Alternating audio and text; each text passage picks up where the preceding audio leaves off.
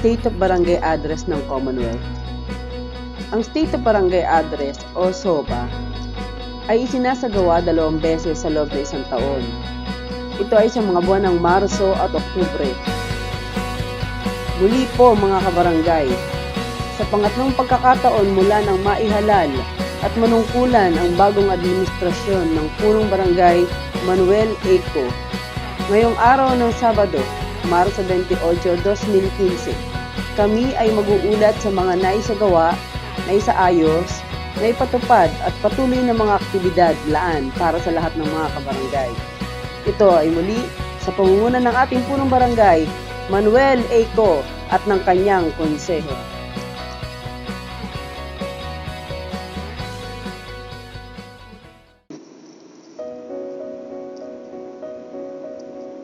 Beautification. Ang ating barangay hall ay ganap ng nakatatag nang ito ay ating pamunuan. At upang ito ay lalong maging kaaya-ayang gawing lugar ng tanggapan para sa lahat, ito ay pinaganda sa pamamagitan ng repainting at renovation.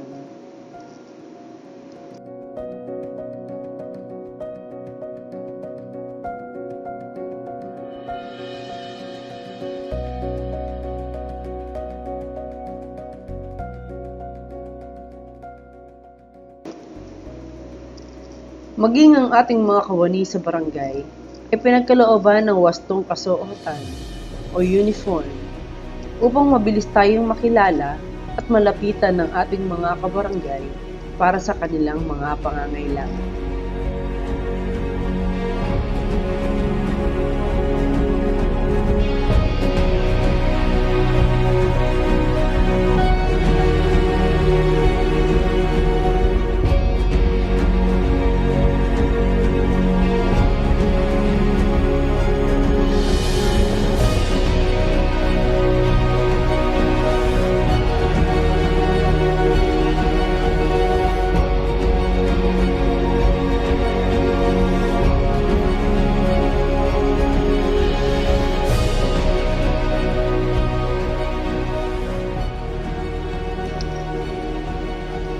Cleanup Drive.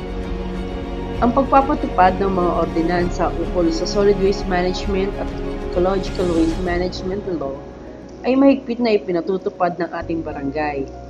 At ito ay pamalagiang ginagawa ng ating barangay upang makamit natin ang tuloy-tuloy na kalinisan at kagandahan ng ating pamayanan. Maging ang pag-aalis ng mga bumabarang basura sa mga kanal o estero ay atin ding regular na isinasagawa. Nagsagawa tayo ng declogging upang maiwasan natin ang pagbaha sa panahon ng tag-ulan.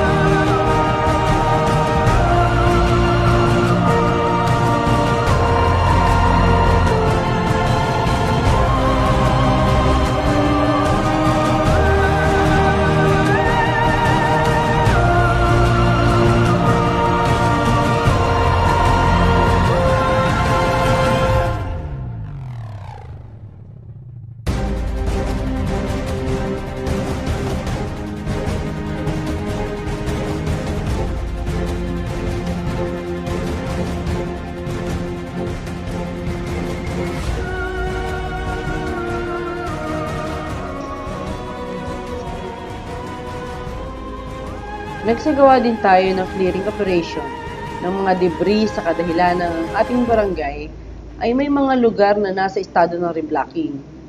clearing operation sa ilang bangketa na daanan ng tao at sa ilang kalsada na daanan ng sasakyan upang walang maging sagabal at madaanan ng maayos ito.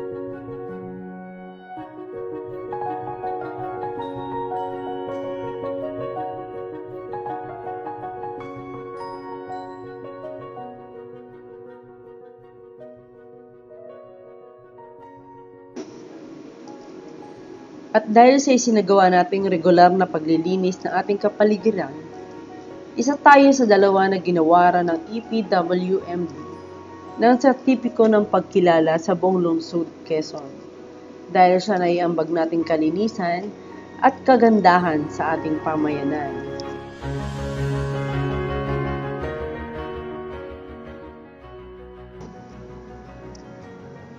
Pinagawa po natin at ipinaayos ang ating 6 na mini dump trucks, 2 10-wheeler dump trucks, at ang ating Material Recovery Facility o MRF upang magamit natin ito sa kalinisan para sa kapakinabangan ng ating pamayanan.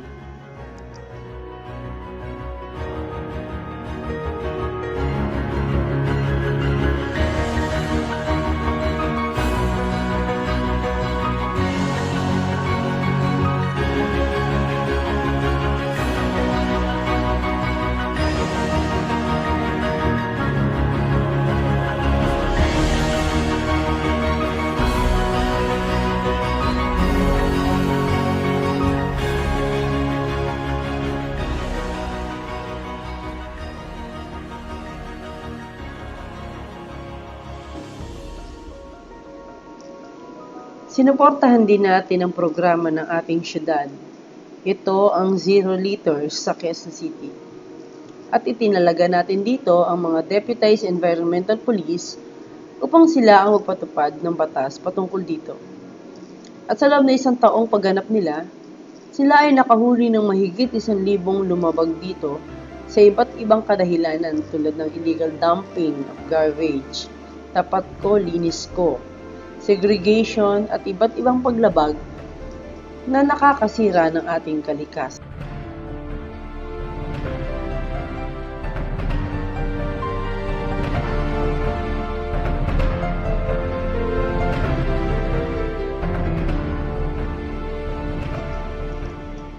Sa pakikipagkaisa natin sa naganap na 75th Foundation Day ng Quezon City, tayo ay nagsagawa ng malawakang tree planting.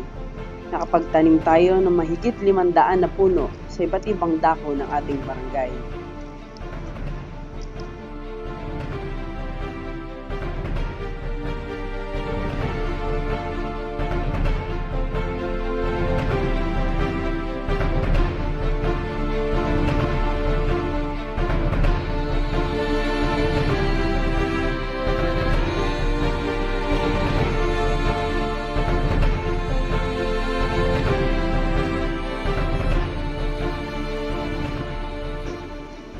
Health.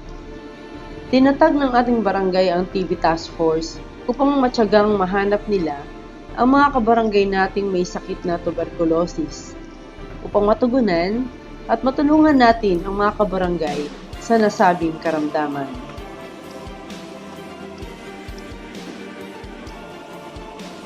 Nagsagawa ang pamunuan ng ating barangay ng anti-pneumonia vaccine na ang unang nakinabang dito ay ang ating mga kabarangay na senior citizen at may kapansanan o person with disability.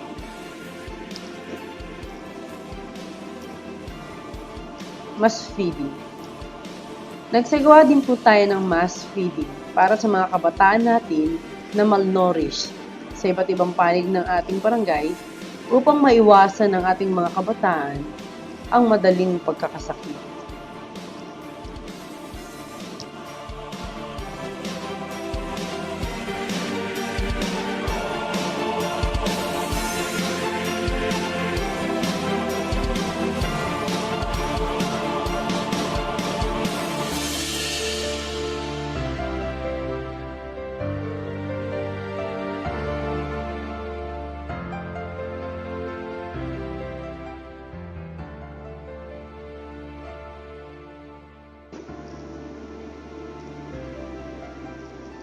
Anti-dengue operation.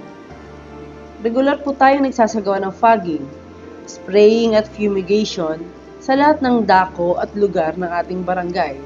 Kasama na dito ang lahat ng simbahan, kapilya, at lahat ng paaralan na nasasakupan ng ating barangay.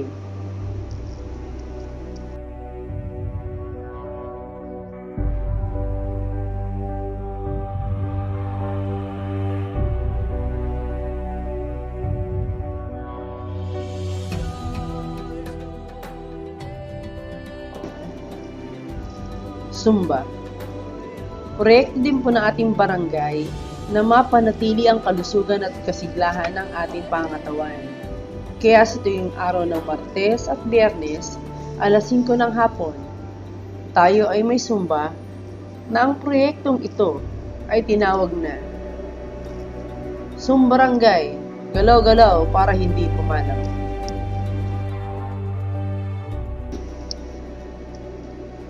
Sports. Nagsagawa po tayo ng inter-unit basketball tournament at inter-department basketball tournament, badminton at volleyball, at iba't ibang inter-school board games tulad ng chess, dama, game of the general, Scrabble, dart, at iba't ibang palaro upang mahikayat natin ang ating pamayanan tungo sa pagkakaisa at pagkakabuklod-buklod nito.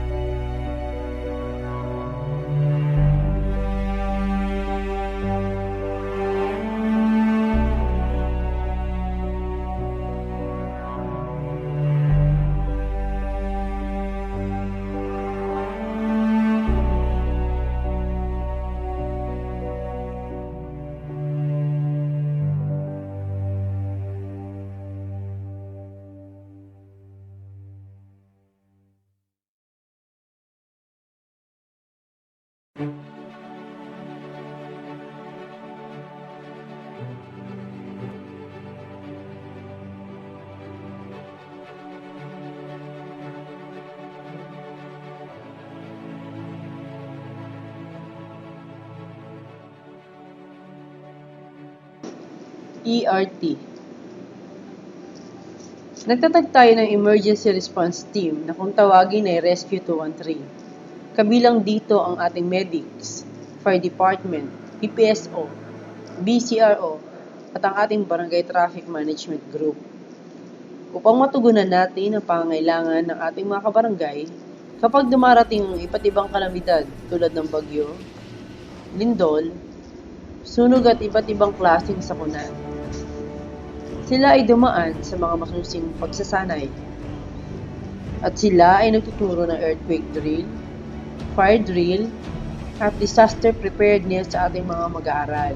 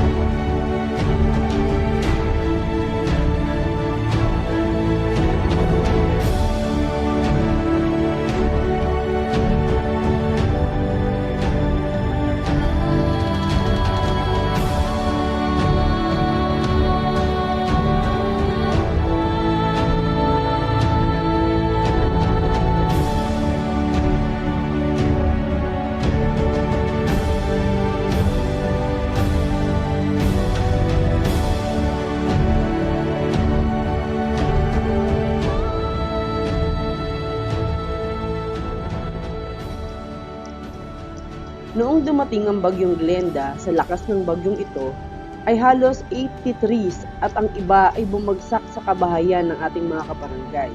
At ang iba naman ay humarang sa mga pangunahing kalsada katulad ng Commonwealth Avenue. At dahil sa pagtutulong-tulong ng pamunuan, kawani at mga volunteer workers ng barangay, ito ay pinagtulong-tulungang putulin gamit ang ating mga itak, palakol, chainsaw, upang hindi makapagdulot ng kapahamakan sa mga naapektuhan ng kalamidad. Una pa rito, bago dumating ang bagyong Glenda at bagyong Ruby, ay pinuntahan na natin ang mga delikadong lugar tulad ng creekside at landslide area na nasa dako ng Buloba. At sila ay pinagsabihan na lumikas na at yung iba ay inilikas sa mga identified evacuation area na sakop ng ating barangay.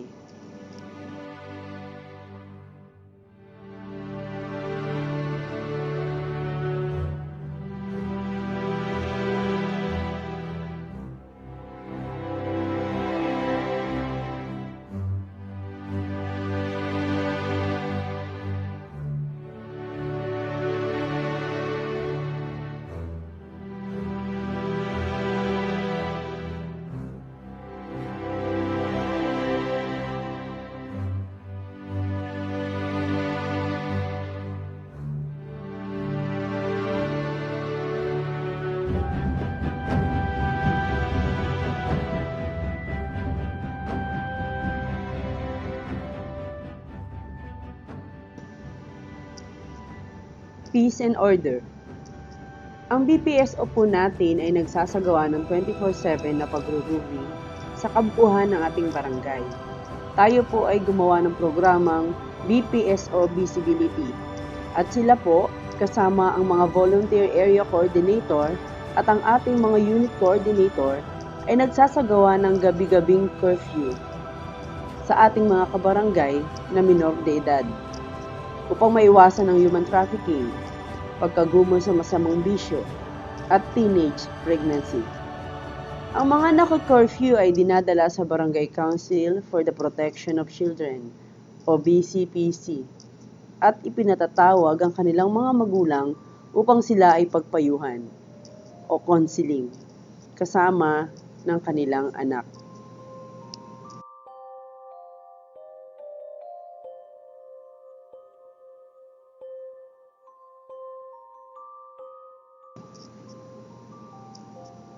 Regular din nating isinasagawa ang Oplan Galugad at Oplan Sita upang maiwasan natin ang lumalaganap na riding in tandem. Nagsasagawa din tayo ng rubing patrol sa gabi-gabi. Ang ating mga BPSO kasama ang ating mga area coordinator upang sa pagtulog natin ay maging mapayapa tayo. Ito ang programang Oplan Matulog Ka Mahal, babantayan kita.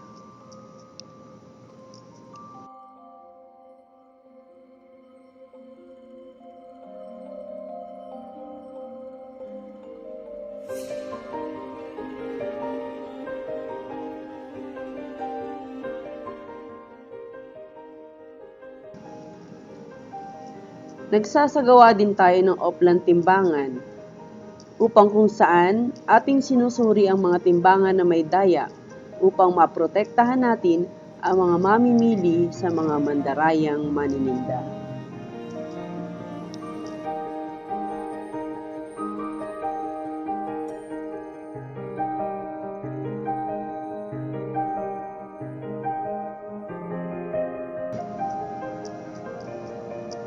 Mayroon din po tayong DPOS deputized na mga barangay traffic management group na nangangalaga sa daloy ng trapiko sa ating mga nasasakupang kakalsadahan.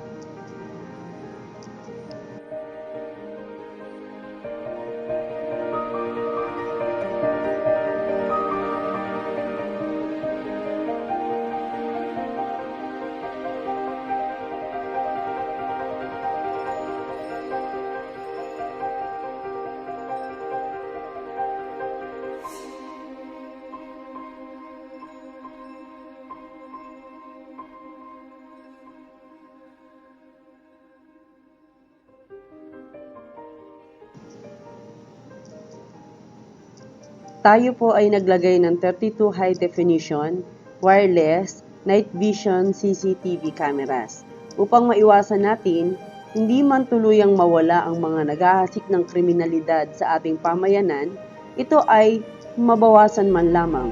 Ang CCTV camera ay magagamit din natin na ebidensya kapag nagkaroon ng hindi maiiwasang krimen.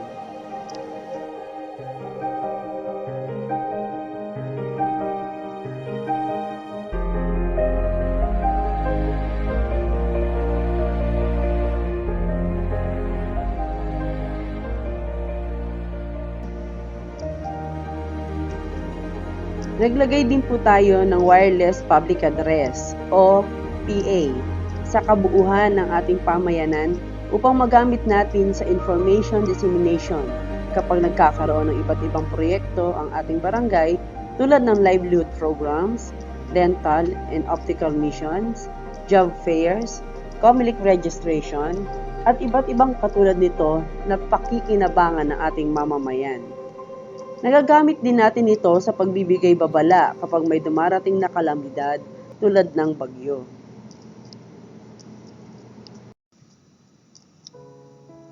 Bumili din po tayo ng 120 handheld radio transceiver at 8 base radio transceiver upang magamit natin ito sa agarang pagtugon sa mga problema at mga responde para po sa kapayapaan ng ating barangay.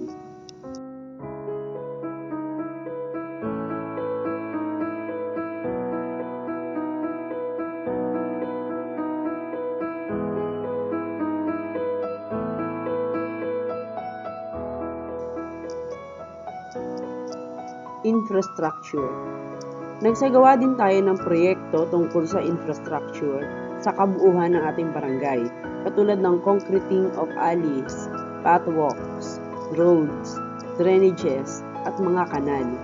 Ipinaayos din natin ang ating barangay hall, 8 barangay annex, barangay outpost, basketball court, pinadama daycare center, upang maging maayos at maginhawa ang pamumuhay ng ating mga mamamayan.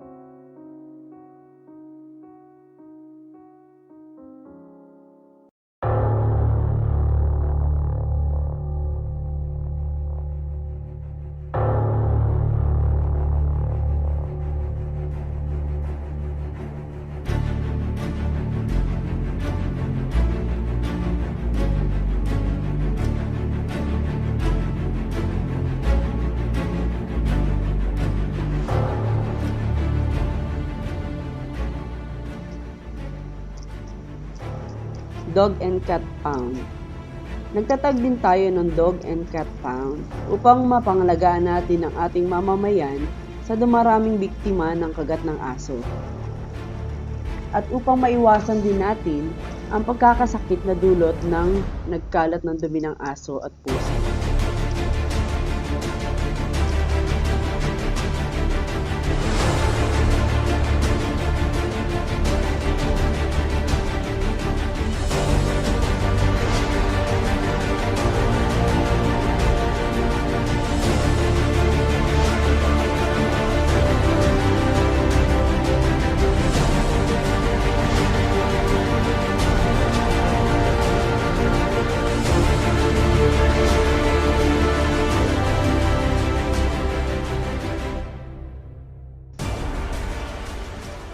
livelihood programs. Nakipag-ugnayan din tayo sa ating mga elected officials upang makapagbaba sila ng mga proyekto tulad ng paggawa ng siomai, itlog na maalat, buchi, kutsinta, siopaw, meat processing, coated candy, paggawa ng pastry, cosmetology katulad ng manicure and pedicure, haircutting, at iba't iba pa. Sa pakikipag-ugnayan natin sa iba't ibang ahensya, nagkaroon din tayo ng mga job fair sa ating barangay.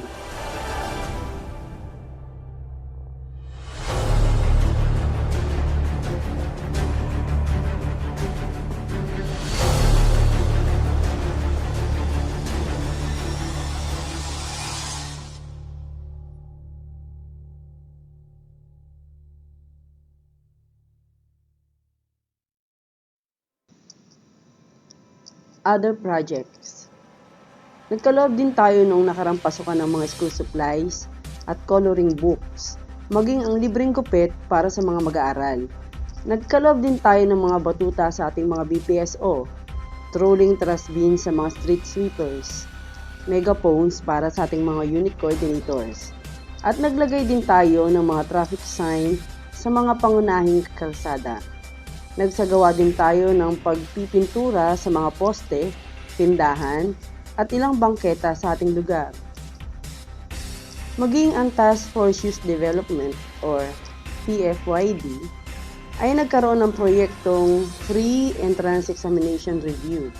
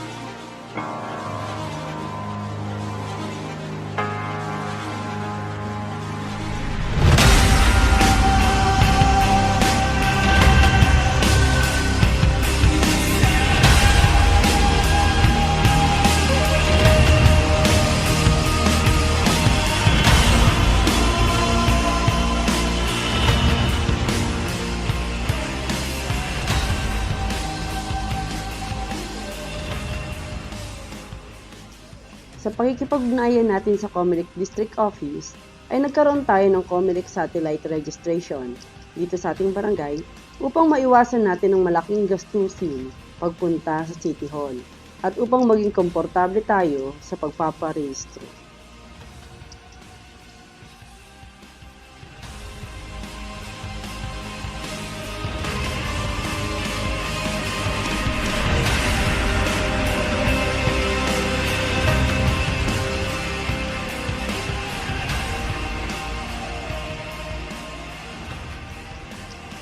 Cleanup Relief Operation.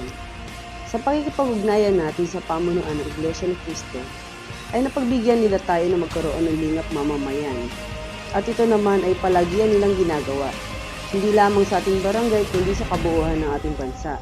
At maging sa ibang bansa na kung saan, mahigit na 70,000 na mga mamamayan natin, hindi lamang sa ating barangay, kundi maging sa mga karatig barangay ang nakinabang dito.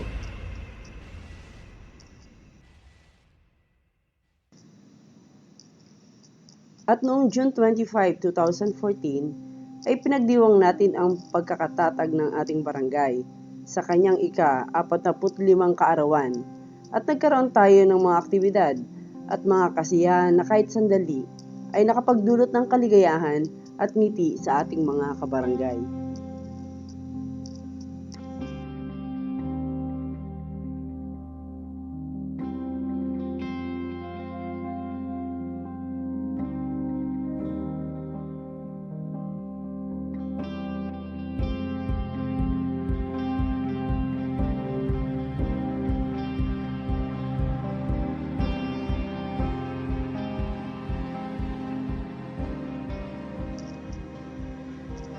meetings of HOA, purok leaders, business sectors, religious sectors, transport sectors, at public consultation.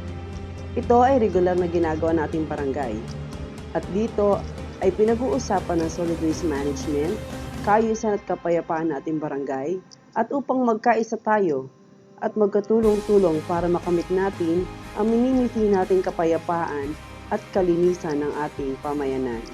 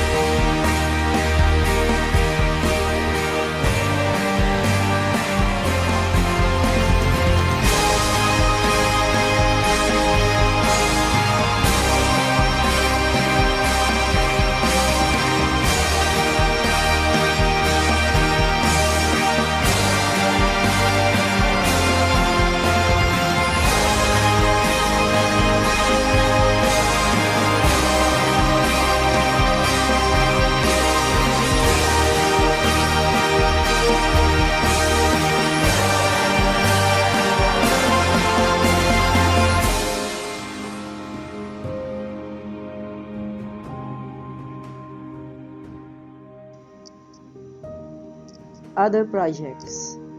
Noong February 14, 2015, naglunsad po tayo ng isang proyekto na nilahukan ng lahat ng residente ng ating pamayanan upang sabay-sabay na maglinis sa mga kapaligiran, naglinis ng kanal, drainage, creek, at ito po ay nagresulta ng pagkakaisa ng bawat mamamayan sa ating pamayanan. At ito po ay tinawag na Oplan Kalinisan sa Araw ng Mga Puso. At kasabay po nito ay inilunsad din ng Galing Purok HOA. Ito po ay patimpalak ng pinakamalinis na HOA sa bawat unit na ang magwawagi na HOA sa bawat unit ay pagkakalooban ng 20,000 pesos at trophy.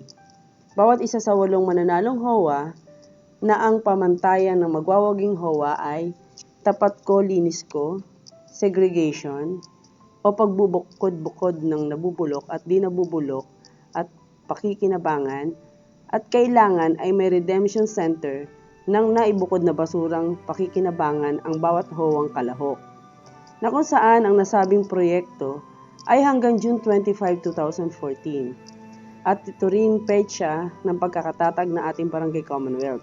At dito rin sa petsang ito, ipagkakaloob ang premyo ng bawat nagwaging HOA.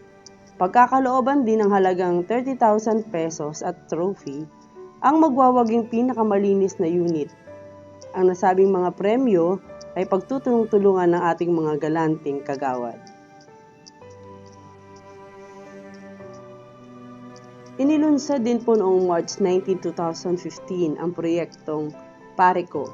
Ito ay riding club na ang mga kalok dito ay may sariling single motor, na ang layunin ay makatulong sa proyektong pangkaligtasan, kalinisan, at para sa kaayusan at kapayapaan ng ating barangay. Kasabay nito, inilunsad din ang Kakampi Ko, na ang magiging mga miyembro ay mga vendors, tricycle drivers, at ang mga nasa business community. At ang gampanin nila ay para sa pagbabantay at pagsaway sa mga nagtatapon ng kalat o basura sa kanilang nasasakupan at pagbibigay impormasyon sa mga makikita nilang mga kahinahinalang kilos na maaaring magdulot ng kapahamakan sa ating pamayanan o information gathering dahil sila ang madalas na nasa lansangan. Kaya po, hinihikayat na ang lahat ay lumahok sa mga nasabing samahan upang makatulong tayo sa lalong ikauunlad, ikatatahimik at ikalilinis ng ating mahal na barangay.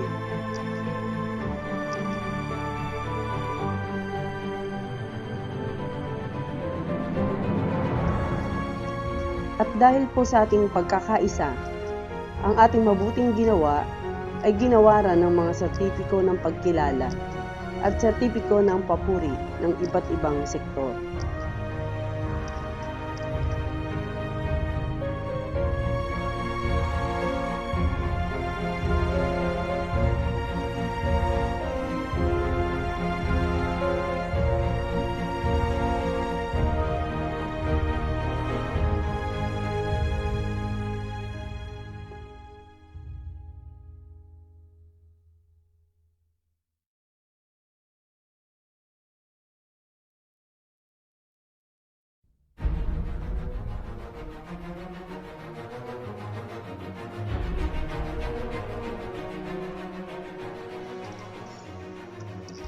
Ginawaran po ng lingkod bayan ang ating gwapo, simpatiko, at cute ang ating butihing punong barangay ng Most Outstanding Barangay Captain of the Year 2014.